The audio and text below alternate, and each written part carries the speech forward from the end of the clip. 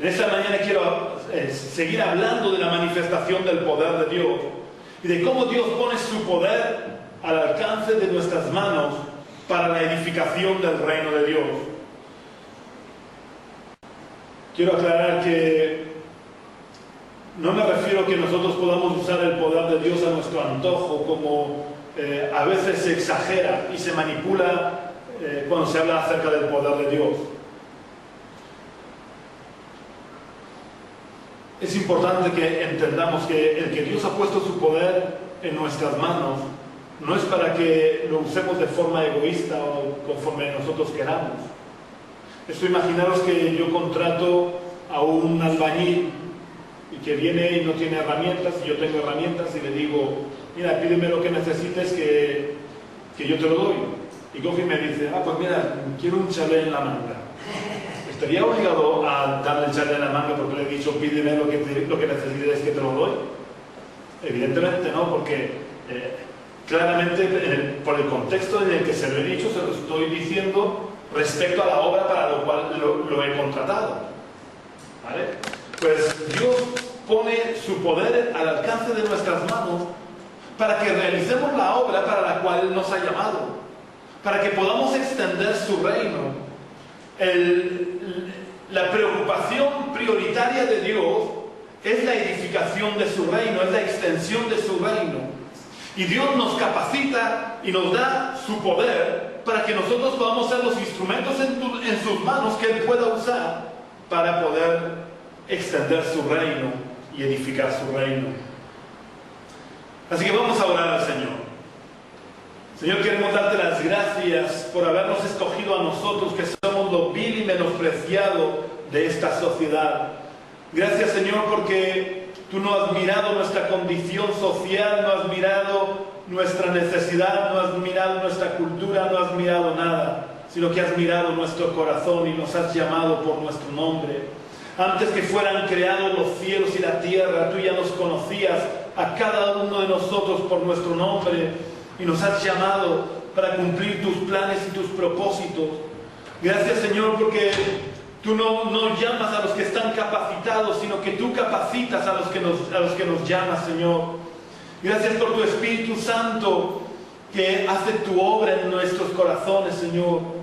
Y yo quiero pedirte que en esta mañana, Señor, tú abras los ojos de nuestro entendimiento para que podamos entender tu palabra, pero para que la podamos entender de verdad y la podamos incorporar a nuestras vidas y podamos hacer uso de los principios establecidos en tu palabra. Oh Dios, que no sean simples conocimientos que ocupan un lugar en nuestra mente, sino que sean una vivencia, Señor, que podamos vivir por tu palabra, Señor, que podamos vivir cumpliendo tu palabra y haciendo uso de las promesas y de las herramientas que tú has puesto a nuestra disposición para realizar tu obra. Yo te pido, Señor, que nos conviertas a ti de todo corazón. Yo te pido que tú nos hables a cada uno de nosotros, Señor. Oh Dios, yo te entrego todo mi ser una vez más. Y te pido, Señor, que tú tengas control de mis pensamientos. Te pido que tú puedas calmar las tempestades, las tormentas de mis pensamientos. Oh Dios, y que en medio de la quietud y de la calma y de la paz, tú puedas poner en mi mente y en mi corazón tu palabra, y yo pueda hablar tu palabra con denuedo, pueda hablar tu palabra con la unción de tu Santo Espíritu y con poder, Señor. Yo te pido que tú quebrantes toda influencia del reino de las tinieblas en este lugar. Yo te pido, Señor, que tú libertes a los cautivos que hay en medio de tu iglesia. Te pido que abran los ojos de los ciegos, Señor, que pongas en libertad a los oprimidos por el diablo, que te manifiestes trayendo salvación, trayendo libertad. Oh Dios, que tu gloria sea vista sobre tu pueblo, Señor. Que tu luz alumbre los ojos de nuestro entendimiento y que toda influencia del reino de las tinieblas salga de este lugar por el poder y la autoridad del nombre de Jesús. Oh Dios, yo declaro este lugar bajo la unción de tu Santo Espíritu, Señor. Oh Dios, y que ninguna fuerza del enemigo pueda resistir tu presencia en este lugar. En el nombre que es sobre todo nombre te lo pido, Señor, y te doy las gracias. En el nombre de Jesús. Amén. Como decía, hoy quiero hablar acerca del poder de la palabra. Pero hay tres aspectos o tres facetas diferentes dependiendo de a qué me refiero, a qué nos referimos cuando hablamos de la palabra. La primera faceta es el poder de la palabra encarnada. Y para entender cuál es el poder de la palabra encarnada, vamos a leer lo que dice el Evangelio de Juan, capítulo 1 y versículo 1. Juan escribe y dice: en el principio era el Verbo, y el Verbo estaba con Dios, y el Verbo era Dios. En esta versión de la Biblia han traducido la palabra griega logos por verbo, pero la traducción más frecuente de la palabra logos es palabra. Luego, si leemos este versículo en la mayoría de las otras traducciones, quizás podremos entender mejor por qué comienza este tema del poder de la palabra con este versículo. Os voy a leer este mismo versículo en la traducción que se conoce como Biblia la Palabra. Según esta traducción, el versículo dice: en el principio ya existía la palabra, y la palabra estaba junto a Dios, y era Dios. En este versículo vemos que la palabra en el principio ya existía. Es decir, la palabra es eterna, porque no dice que vino a existir en el principio, sino que cuando ocurrió el principio, la palabra ya existía, lo cual implica necesariamente que antes del principio la palabra era eterna, porque todo lo que es anterior al principio es eterno, porque no pasa el tiempo comienza a partir del principio, cuando empieza a contar el tiempo.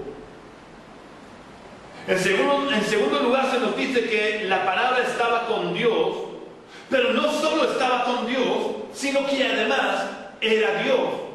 Por lo que en este versículo podemos ver claramente la naturaleza trina de Dios, porque se nos muestran dos de las tres personas de la Trinidad, porque nos dice que la palabra estaba con Dios, haciendo una clara separación entre el Padre y la palabra.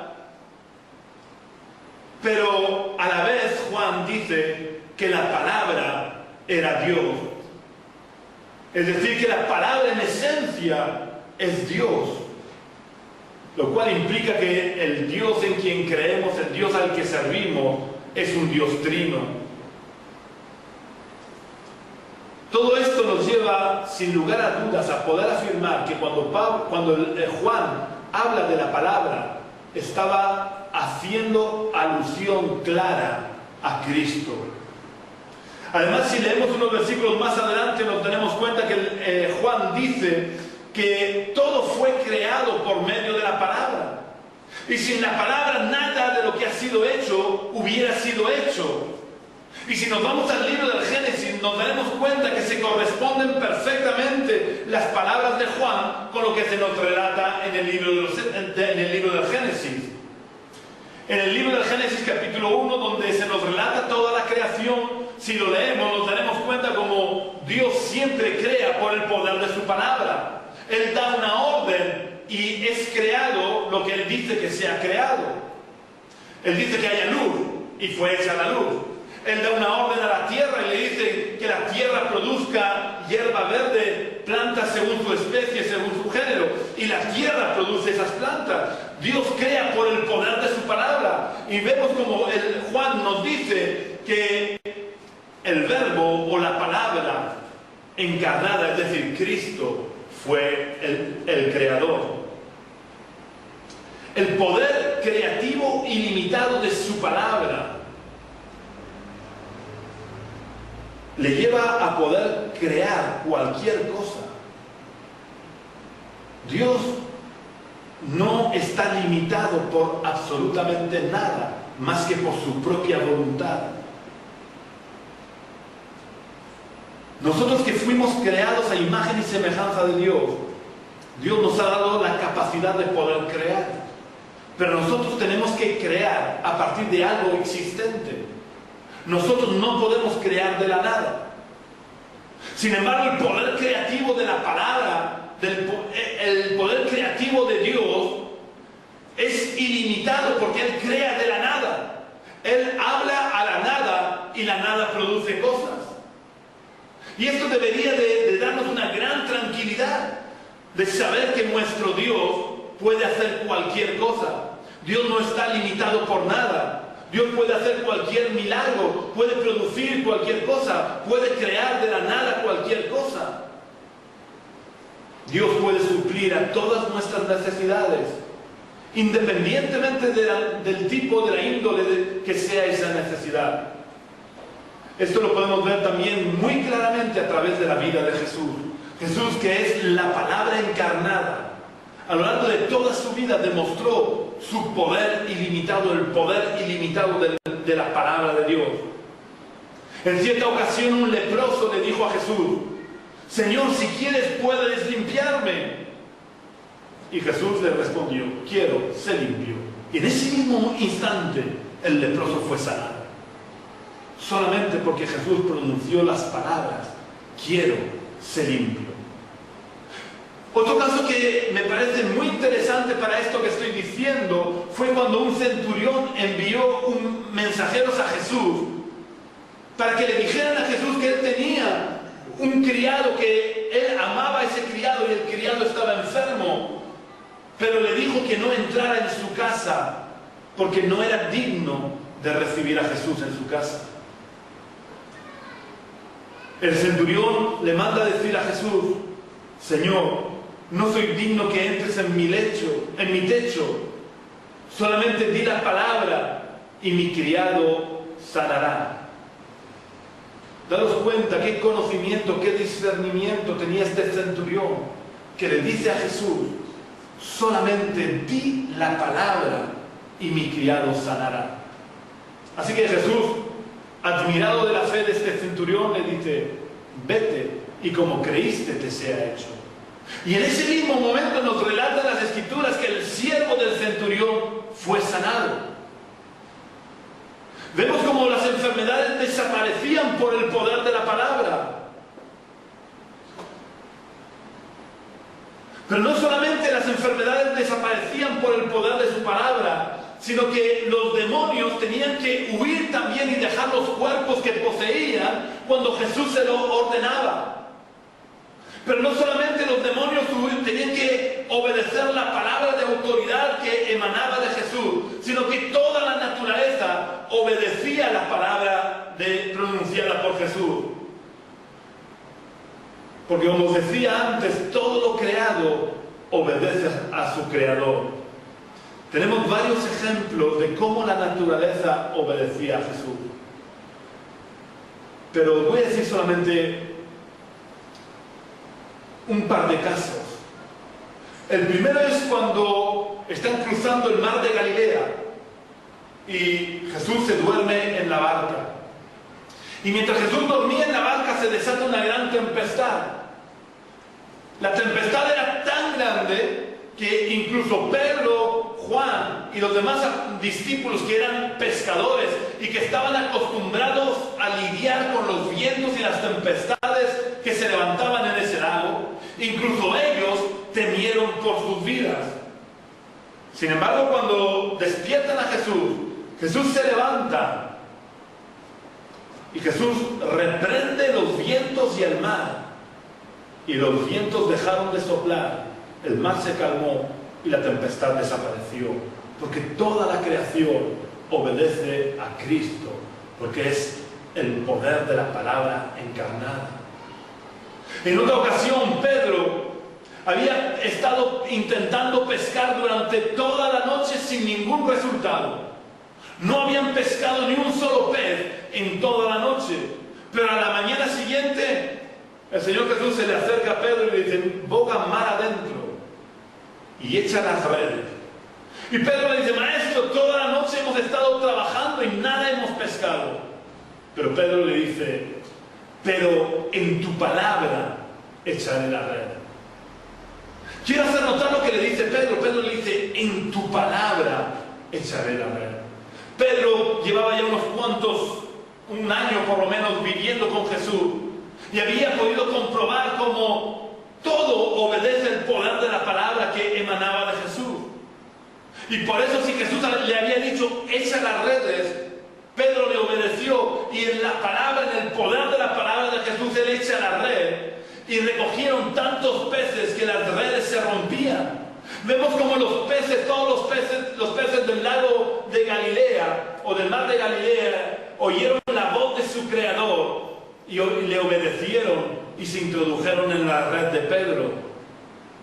La palabra de Dios tiene poder, porque todo lo que sale de Dios tiene poder. Y Cristo es la palabra encarnada. Y Cristo es el Todopoderoso que creó los cielos y la tierra. Así que, como os decía antes, ante cualquier necesidad que podamos tener, no solo necesidad de sanidad, sino que ante cualquier necesidad podemos acudir a Jesús. Ante cualquier necesidad que tengamos, lo que tenemos que hacer es lo que hicieron los leprosos, lo que hizo el centurión, lo que hicieron los discípulos de Jesús y tantos cristianos a lo largo de todos estos siglos, que es acudir a Jesús. Porque Jesús es la palabra encarnada de Dios y que tiene todo poder en el cielo y en la tierra, como Él mismo lo expresó a sus discípulos poco antes de ascender a los cielos. Jesús le dijo a sus discípulos poco antes de ascender a los cielos: toda potestad me es dada en el cielo y en la tierra. Lo cual significa que Jesús había recibido todo el poder en el cielo y en la tierra. Así que podemos acudir a Él confiadamente. La segunda faceta que vamos a ver es el poder de la palabra revelada. Jesús es la palabra encarnada. Y como Dios mismo que es, hemos visto que tiene poder. Pero la palabra revelada, es decir, la palabra escrita o la palabra predicada, tiene también poder. Y para desarrollar este tema vamos a leer en el libro del profeta Isaías, capítulo 55 y versículo 11. Isaías capítulo 55 y versículo 11. Dice Dios a través del profeta Isaías: así será mi palabra que sale de mi boca, no volverá a mí vacía, sino que hará lo que yo quiero y será prosperada en aquello para lo cual la envié. No sé si os habéis parado a pensar por qué la palabra de Dios nunca vuelve vacía. Porque si hacemos un poco de memoria, veremos que mira que le hemos predicado a gente que no han hecho caso de la palabra, sin que aparentemente ocurriera nada. Son también innumerables las personas que pasan por las iglesias sin que aparentemente la palabra de Dios surta ningún efecto en sus vidas. Así que, ¿por qué dice Dios que su palabra no volverá a Él vacía? La razón es muy sencilla. La palabra de Dios siempre tiene un efecto en aquellas personas que la reciben o que simplemente la escuchan, aunque su efecto no se vea a simple vista. Para aquellas personas que escuchan y reciben la palabra en sus corazones, la palabra trae salvación a sus vidas y produce el lavamiento de los pecados, como le dijo Jesús a sus discípulos en el Evangelio de Juan, capítulo 15, versículo 3. Jesús les dijo: y ya vosotros estáis limpios por la palabra que os he hablado. La palabra, cuando la recibimos en nuestro corazón, nos limpia de nuestros pecados y nos hace partícipes del regalo de la salvación que Dios nos ofrece gratuitamente. Pero si rechazamos la palabra trae juicio y condenación a nuestra vida, aunque mientras estemos viviendo en la carne, aparentemente no pase nada. Todo el que recibe la palabra en su corazón es quebrantado por la palabra. Porque como dice David en el Salmo 119, versículo 105, lámpara es a mis pies tu palabra y lumbrera a mi camino. Y por tanto, cuando recibimos la palabra en nuestro corazón, nuestros ojos espirituales son abiertos y alumbrados por la palabra, pudiendo ver nuestra verdadera condición espiritual, y por tanto somos quebrantados por la convicción de pecado y podemos acercarnos a Dios en demanda de perdón, lo que nos abre las puertas del reino de los cielos. Pero si por el contrario rechazamos la palabra, el juicio anunciado en la palabra cae sobre nosotros con todo el peso de la justicia de Dios, lo que nos lleva a la condenación eterna. aspecto de por qué la palabra revelada tiene poder. Hemos visto que tiene poder porque o nos trae salvación o nos trae condenación. Pero hay otro aspecto también que quiero que veamos en lo que el apóstol Pablo escribe en 1 de Corintios, capítulo 1 y versículo 21. El apóstol Pablo escribe a los corintios y les dice: puesto que el mundo, mediante su sabiduría, no reconoció a Dios a través de las obras que manifiestan su sabiduría, agradó a Dios salvar a los creyentes por la locura de la predicación. La palabra revelada y predicada tiene poder, porque a través de la predicación Dios salva a las personas. La palabra revelada y predicada tiene poder, porque es un instrumento en las manos de Dios para traer luz a los oyentes y disipar todas sus tinieblas. Por eso, como creyentes, tenemos que asumir nuestra responsabilidad en la predicación del Evangelio. Porque, como dice el apóstol Pablo, ¿y cómo creerán de quien no han oído? ¿Y cómo oirán sin haber quien les predique? El poder de la palabra predicada ha sido puesto en nuestras manos para que cada uno de nosotros, con responsabilidad, nos convirtamos en portadores y predicadores del Evangelio, para que Dios pueda poner su palabra en nuestra boca y pueda infundir vida a los oyentes. Porque, como dice Dios a través del profeta Ezequiel, Él no quiere la muerte del impío. Él quiere que todos procedan al arrepentimiento. Dios no quiere la condenación de los pecadores. Dios no quiere que nadie se condene. Él quiere que todos vengan al arrepentimiento. Pero para que el impío, el malvado, el pecador deje su camino y se vuelva a Dios, tiene que haber alguien que por medio de su palabra predicada los lleve a los pies de la cruz. Los cristianos del primer siglo tenían tan claro y tan asumida que la salvación viene a través del poder de la predicación, que allí por donde iban predicaban las buenas nuevas de salvación a todos aquellos con los que se relacionaban, sin importarles si se desataba contra ellos la persecución. Es más, lo hacían a pesar de saber que la predicación de la palabra podía llevarlos a la arena del circo romano, o a las hogueras, o a las cruces, o a ser apedreados. Cuando los cristianos del primer siglo eran perseguidos en una ciudad, se iban a otra, pero seguían predicando la palabra de Dios, a pesar de que eso les convirtiera en nómadas fugitivos, porque habían entendido y asumido su responsabilidad y conocían el poder que Dios había puesto en sus manos para salvar a los perdidos a través de la locura de la predicación. Y por tanto, al saberse depositarios del poder encerrado en la palabra predicada para la salvación de las personas, sentían el tremendo peso de la responsabilidad que supone que una persona vaya al infierno por toda la eternidad, y como consecuencia de que ellos eran conscientes de esta responsabilidad, predicaban el Evangelio para que nadie fuera condenado por culpa de su falta de cumplir con esa responsabilidad. Dios nos ha puesto al alcance de nuestras manos el poder de salvar a la gente. Es verdad que se salvan por la obra que hizo Cristo en la cruz, pero para que ellos puedan creer en la obra que Cristo hizo en la cruz, necesitan de hombres y mujeres fieles que asuman su responsabilidad de predicar el mensaje del Evangelio.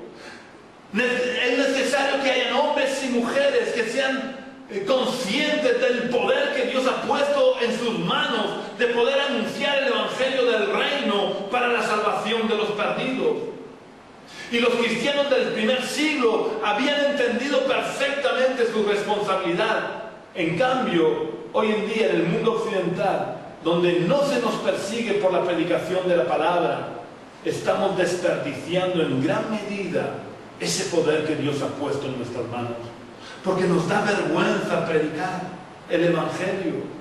Estamos tan conformados a este mundo que preferimos pasar desapercibidos y no usar el poder que hemos recibido de Dios, aunque eso suponga la condenación eterna de las personas con las que nos relacionamos. Necesitamos un nuevo despertar. Necesitamos que Dios unja nuestros ojos con el colirio celestial para que sean abiertos los ojos de nuestro entendimiento y nos demos cuenta de la tremenda responsabilidad que tenemos, porque Dios nos ha confiado a nosotros su poder para salvar a las almas a través de la locura y el poder de la palabra predicada. Por tanto, Dios nos pedirá cuentas de qué es lo que hemos hecho con el poder que Él ha depositado en nuestras manos para salvar a los perdidos. La tercera faceta del poder de las palabras es el poder de nuestras propias palabras. Y no voy a usar esta faceta para decirte, como hacen algunos predicadores de la superfe, que como la palabra de Dios tiene poder creativo ituilimitado, nuestras palabras también. Hay por ahí quien va diciendo que nosotros podemos crear también por nuestra palabra, pero no es así. Dios tiene poder y crea de la nada, pero nosotros, a pesar de que fuimos creados a la imagen de Dios, nuestra palabra, la palabra que nace en nuestro corazón y en nuestra mente, no tiene ningún poder. La palabra que nace de nuestro corazón y en nuestra mente, por más que la repitamos, no va a producir ningún milagro. Porque nada que tenga su origen en el ser humano tiene poder. Solo lo que se origina en el corazón de Dios tiene poder. Y por tanto las palabras que tienen poder son las que se han originado en el corazón de Dios, y Dios las pone en nuestro corazón y en nuestra mente para que las pronunciemos en obediencia a su voluntad. A esto me estoy refiriendo cuando hablo de que nuestras palabras también tienen poder. Nuestras palabras tienen poder cuando nosotros nos limitamos a obedecer a Dios y repetimos las palabras que han nacido en el corazón de Dios y Dios las ha puesto en nuestro corazón y en nuestra mente. Y cuando nosotros en obediencia a Dios pronunciamos estas palabras tienen poder. Pero hay también otro aspecto de nuestras palabras que también tienen poder, y es que nuestras palabras, las naturales, las nuestras, las que salen de nuestra mente y de nuestro corazón, tienen un poder sobre las áreas emocionales y psicológicas de las personas que nos escuchan. Así que voy a desarrollar ahora estos dos aspectos: el poder de nuestras palabras pronunciadas en obediencia a Dios y el poder natural que nuestras palabras tienen sobre las emociones y la psicología de las personas que nos escuchan. Lo primero que vamos a ver es el poder de nuestras palabras cuando son pronunciadas en obediencia a Dios. Y vamos a ver tres ejemplos. El primero se encuentra en el libro de Números, capítulo 20, versículos 7 y 8. Números, capítulo 20, versículos 7 y 8 dice: Y Jehová dijo a Moisés: toma la vara y reúne a la congregación, tú con tu hermano Aarón, y hablad a la peña a la vista de ellos. Ella dará su agua, así sacarás para ellos agua de la peña, y darás de beber a la congregación y a sus bestias. Todos sabemos que Moisés no obedeció a Dios tal y como se lo había dicho Dios. Dios le dice a Moisés: habla a la roca. Pero Moisés, lleno de ira, coge la vara y golpea la roca. Es verdad que Dios hizo que saliera agua de la roca a pesar de la desobediencia de Moisés, porque Dios no podía dejar que el pueblo de Israel se muriera de sed por la desobediencia de Moisés. Pero lo que Dios quería era demostrar al pueblo que la obediencia a Dios tiene poder. Las palabras pronunciadas por Moisés, si él hubiera obedecido a Dios y le hubiera hablado a la roca, hubiera tenido un poder creativo, porque hubiera creado un manantial o una fuente de agua de una simple roca. Y nada menos que esa roca estaba en medio del desierto. Daros cuenta de la grandeza del milagro. Una roca dando agua. Pero además, ya digo, no una roca cualquiera, una roca en medio de un desierto. Dios quería hacer ese milagro a través del poder de la palabra dicha en su nombre. Por eso Dios le había dicho a Moisés que le hablara a la roca. Pero Moisés desobedeció a Dios y privó al pueblo de ver cómo cuando hablamos en obediencia a Dios, nuestras palabras tienen poder. Moisés tuvo que pagar graves consecuencias. No pudo entrar en la tierra prometida por causa de ese pecado. Y esto también debe de hacernos entender que todos nuestros pecados tienen consecuencia. Dios es amor, pero Dios también es justicia. Y hay un justo equilibrio entre el amor y la justicia de Dios. Y Dios no puede tener por inocente al culpable. Y da la justa paga a aquellos que se la merecen. Por eso lo que dice el Papa de que el infierno no existe es un grave error. El infierno existe. De hecho, el infierno es una de las cosas más nombradas en el Nuevo Testamento. El infierno Dios lo preparó para Satanás y sus demonios. Pero como el ser humano prefirió obedecer a Satanás que a Dios, pues irán a parar también todos los seres humanos que no se arrepientan y se vuelvan a Dios.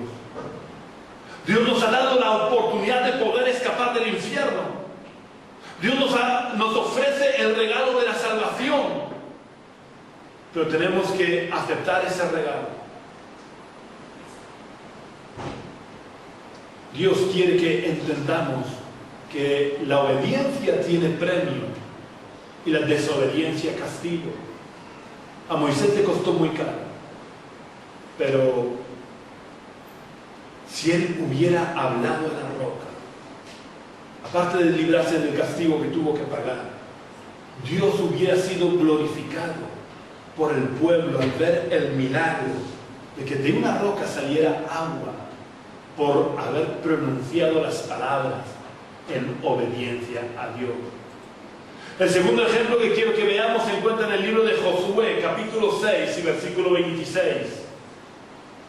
Josué, después de conquistar Jericó, dijo, en aquel tiempo hizo Josué este juramento. En aquel tiempo se refiere a los tiempos donde Josué acababa de conquistar Jericó.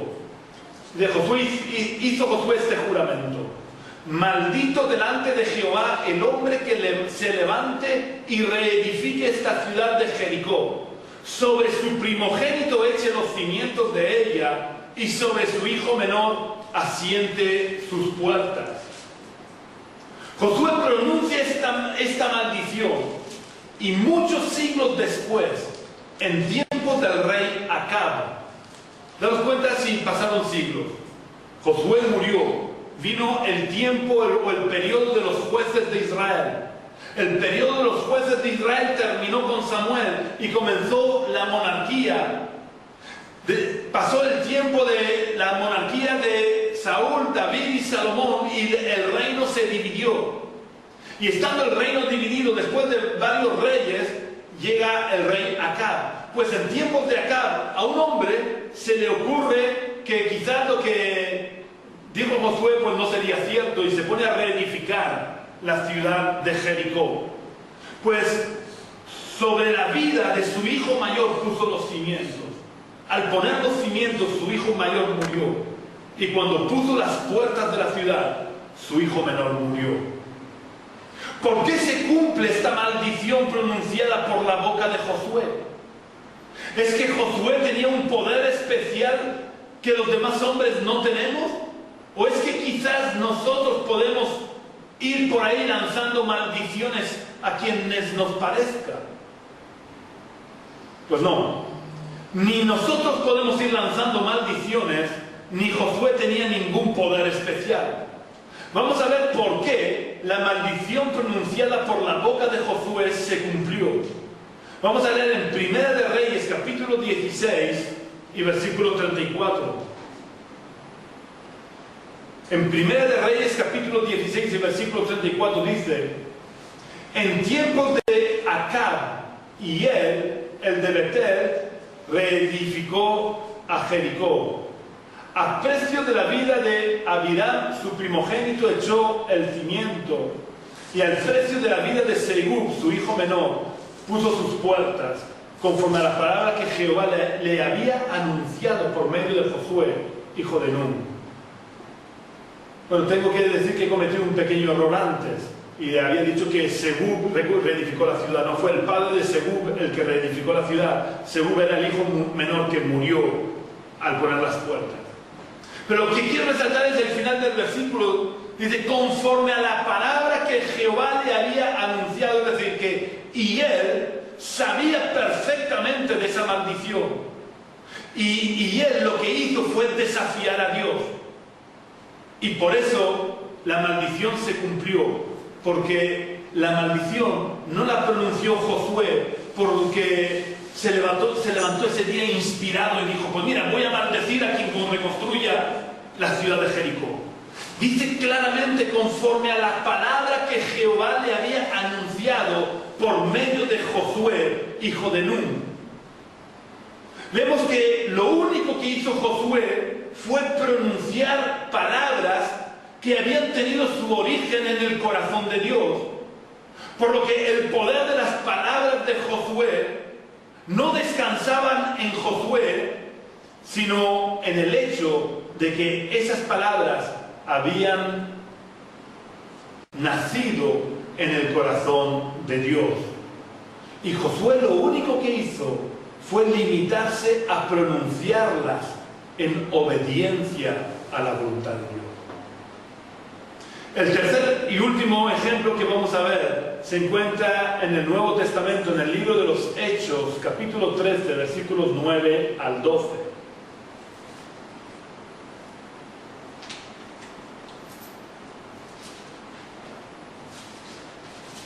Libro de los Hechos, capítulo 13, versículos 9 al 12.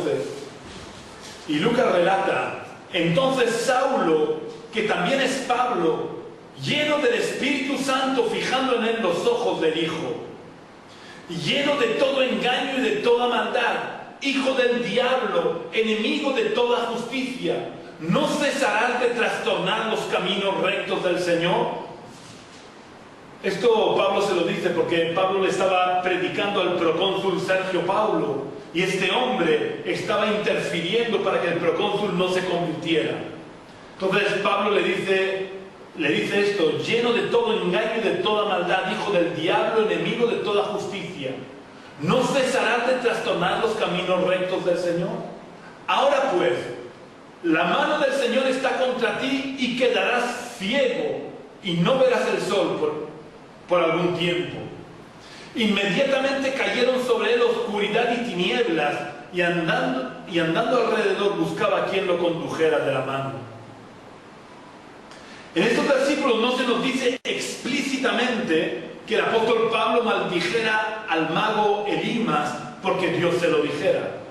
Pero sí que se puede deducir que Pablo actuó de esta manera en obediencia a Dios por el énfasis que hace Lucas, porque Lucas es el autor del libro de los Hechos, especificando que en ese momento Pablo estaba siendo lleno del Espíritu Santo. Este es un énfasis que no haría falta que Lucas lo hubiera hecho, porque se sabía que Pablo estaba lleno del Espíritu Santo. Porque Dios le había dicho en el camino de Damasco, vete a Damasco y allí un hombre orará por ti y caerán las escamas de tus ojos y serás lleno del Espíritu Santo. Luego, cuando Ananías fue a visitar a Saulo y ora por Saulo, se le caen las escamas de Saulo y por tanto, cumpliéndose la palabra que Jesús le había dicho, él fue lleno del Espíritu Santo. Luego no hacía falta este énfasis que hace Lucas, que dice específicamente que Pablo estaba siendo lleno del Espíritu Santo. Si Lucas hace este énfasis, es para que no cupiera duda de que Pablo estaba actuando de esta manera por dirección, por mandato, en obediencia al Espíritu Santo. Para terminar, vamos a ver el poder emocional y psicológico que ejercen nuestras palabras sobre las personas que nos escuchan. Vamos a leer lo que escribe Salomón en el libro de Proverbios, capítulo 18 y versículo 21. Proverbios 18, 21 dice: la muerte y la vida están en poder de la lengua.